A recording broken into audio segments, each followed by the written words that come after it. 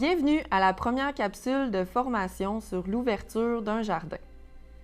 Les bacs de jardinage ont gagné en popularité dans les dernières années. Mais pour augmenter nos récoltes et maximiser l'espace, il peut devenir intéressant d'ouvrir un jardin. Donc aujourd'hui, nous allons voir comment créer un jardin d'une façon simple et accessible. Plus précisément, nous allons voir les étapes et le matériel à prévoir. Cette année, nous avons créé 4 jardins dans le cadre du projet. Ces jardins étaient initialement engazonnés. Idéalement, le meilleur moment pour ouvrir un jardin est à l'automne, surtout dans notre région, dû au printemps qui est tardif. Si vous devez malheureusement le faire au printemps, je vous conseille de le faire au moins 2 semaines avant le semis ou la transplantation de vos premiers légumes. La première étape est de délimiter votre surface à rotoculter selon ce que vous avez planifié. Je vous conseille d'arrondir votre surface à la hausse pour vous laisser une marge d'erreur. Dans le cadre du projet, nous avons utilisé un motoculteur de jardin Benchmark à dents arrière. Il est disponible chez Home Hardware à 850 $ plus taxes. Si vous avez la chance d'emprunter ou de louer un motoculteur à quelqu'un, c'est encore mieux. Afin d'avoir une structure de sol optimale, l'étape suivante est de former des rangs de culture. En plus de s'assurer d'avoir un sol non compacté, cette technique permet au sol de se réchauffer plus rapidement, l'eau s'écoule mieux et il y a une bonne conservation de l'humidité. Dans la formation sur la planification d'un jardin, nous avons vu que la largeur optimale d'un rang de culture est de 75 cm et celle d'une allée de 45 cm. Vous pouvez donc délimiter les rangs avec de la ficelle et des piquets, par exemple. Il est important que les rangs soient dans le même sens que la pente.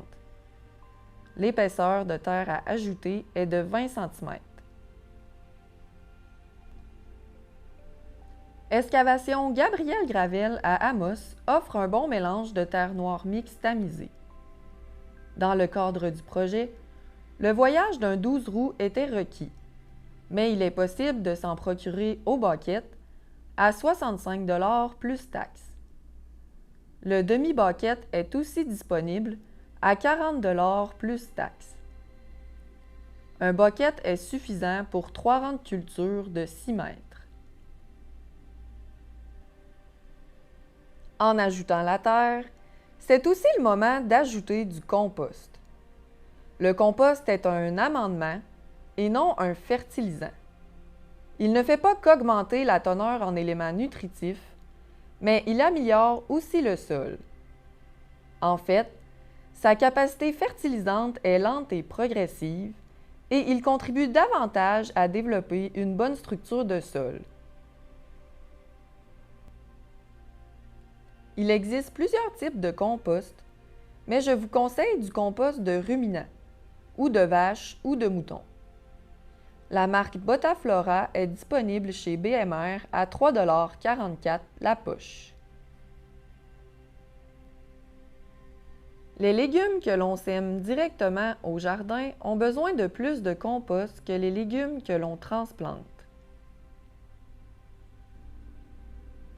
Vous pouvez prévoir utiliser la moitié d'une poche par mètre pour les légumes semés directement et le quart d'une poche par mètre pour les légumes transplantés. Vous n'avez pas besoin de refaire les rangs à chaque année, même s'ils diminuent jusqu'à 10 ou 15 cm. L'ajout de compost suffit. Finalement, lorsque vos rangs de culture sont formés, il est important de les recouvrir d'une bâche, qui est idéalement noire d'un côté et blanche de l'autre. Le côté noir doit être vers le haut. Ce type de bâche est disponible en ligne chez Dubois Agrinovation. Cette technique favorise la levée d'un maximum de mauvaises herbes pour pouvoir les retirer avant d'implanter des cultures. Elle permet aussi de protéger les rangs de culture de la compaction par la pluie et de l'érosion par le vent, en plus de réchauffer le sol plus rapidement et de bien conserver l'humidité. Vous pouvez réutiliser ces bâches à l'automne pour protéger votre jardin pour l'hiver. Voilà! J'espère que vous avez apprécié la première capsule de formation sur l'ouverture d'un jardin. Dans la prochaine capsule, nous verrons la transplantation et les semis directs. À bientôt!